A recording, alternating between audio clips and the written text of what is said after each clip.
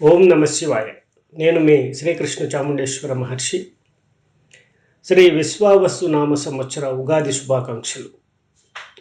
60 సంవత్సరాలలో మనకి ఒక సంవత్సరం ఈ విశ్వావసు నామ సంవత్సరం.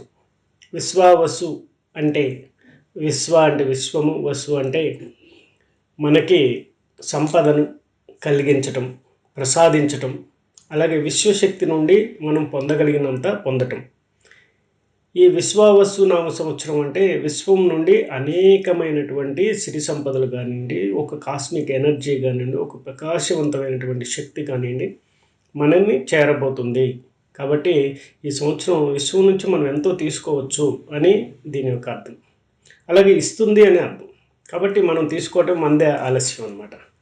ఇకపోతే ఈ సంవత్సరం మనం చూసినట్లయితే ఈ విశ్వావసునామ సంవత్సరంలో రాజు రవి అవటం, సూర్యుడు అవటం, అలాగే మంత్రి చంద్రుడు అవటం, అలాగే సైన్యాధిపతి కూడా సూర్యుడే, సస్యాధిపతి గురువు, అలాగే ధాన్యాధిపతి కుజుడు, ఆర్ఘ్యాధిపతి కూడా సూర్యుడే, అలాగే రసాధిపతి శని, నీరసాధిపతి బుధుడు. అదేవిధంగా ఈ యొక్క విశ్వావసునామ సంవత్సరంలో భౌగోళిక దృష్ట్యా ఎలా ఉంది? రవి రాజు అవటం వల్ల, అలాగే చంద్రుడు మంత్రి అవటం వల్ల దాదాపుగా సస్యశ్యామలంగా ఉన్నప్పటికీ అంతర్యుద్ధాలు, ప్రకోపాలు ఇలాంటివి ఎక్కువ ఉండే అవకాశం ఉంటుంది. అదేవిధంగా చూసినట్టయితే ఈ యొక్క ఉగాది రోజు మనం ఏం చేయాలి?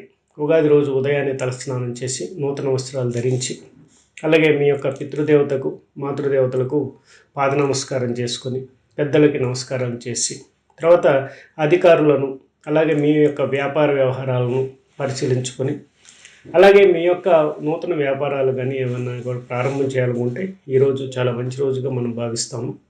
అదేవిధంగా ఈరోజు ఒక కొత్త ప్రణాళికను మీరు రూపొందించుకున్నట్టయితే చాలా బాగుంటుంది. మీరు ఒక కొత్త పుస్తకం తీసుకొని 4 వైపులా చక్కగా పసుపు పెట్టి మధ్యలో శ్రేయం రాసి, తర్వాత ఒక పేపర్లో మీరు ఈ సంవత్సరం ఏం చేయబోతున్నారు, ఏమనుకుంటున్నారు, ఎలా ఉండాలనుకుంటున్నారు, ఏం చేస్తే బాగుంటుంది అనుకుంటున్నారు, మీకు ఏం కావాలనుకుంటున్నారు అనేది స్పష్టంగా రాయండి. చక్కగా నమస్కారం చేయండి. తప్పకుండా విశ్వశక్తి నుండి మీరు అది పొందుతారు. దాన్ని చక్కగా పుస్తకాన్ని పూజా మందిరంలో ఉంచడానికి ప్రయత్నం చేయండి. తప్పకుండా సర్వశుభాలు కలుగుతాయి. ఓం నమ శివాయ.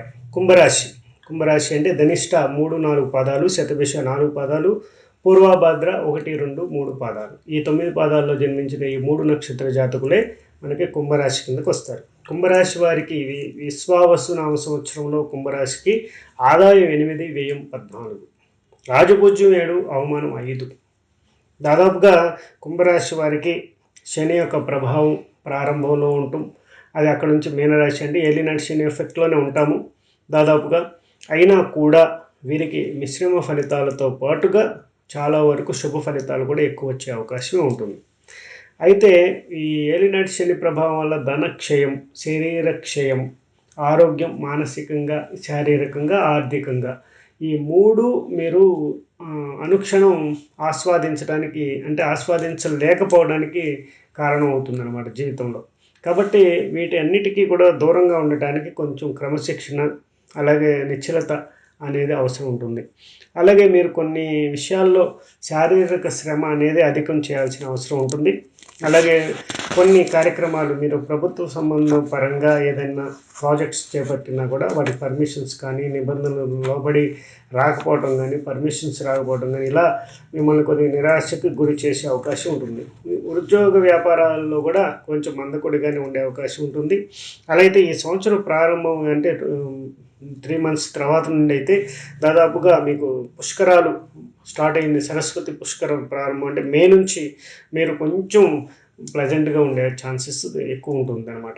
కాబట్టి ప్రయాణాల్లో కూడా చాలా జాగ్రత్తలు పాటించాలి. అలాగే ఊరికనే వాహనాలు కూడా మొరాయించటం, వాహన ఇనుపు యంత్రాలు ఇవన్నీ కూడా కొంతవరకు నష్టాన్ని చవి చూసే అవకాశం ఉంటుందన్నమాట.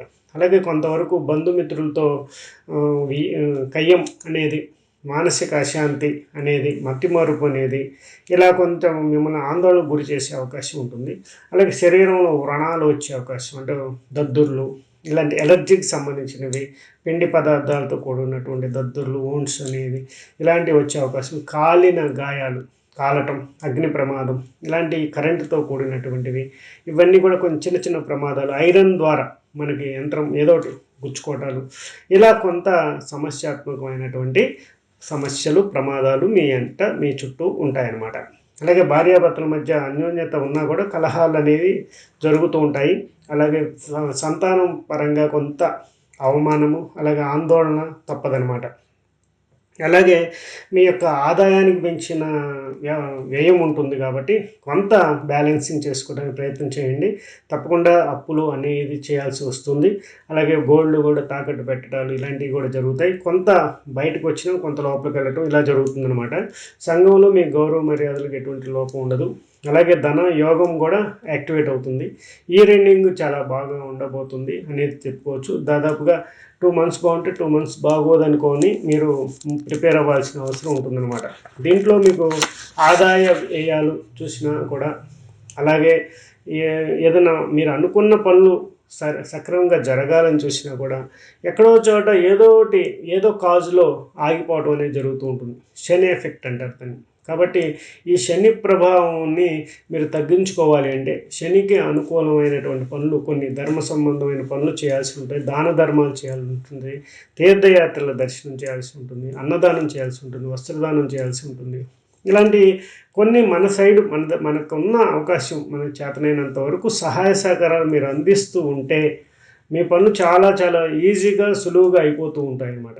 దట్టు మీరు రుద్రాక్ష ధారణ కూడా చేసినట్టయితే కూడా ఈ యొక్క కష్టకాలంలో కొంతవరకు మీకు సమస్యల నుండి బయటపడే అవకాశం ఉంటుంది. శుభం భవతు మే సదాశివం. ఓం నమః శివాయ.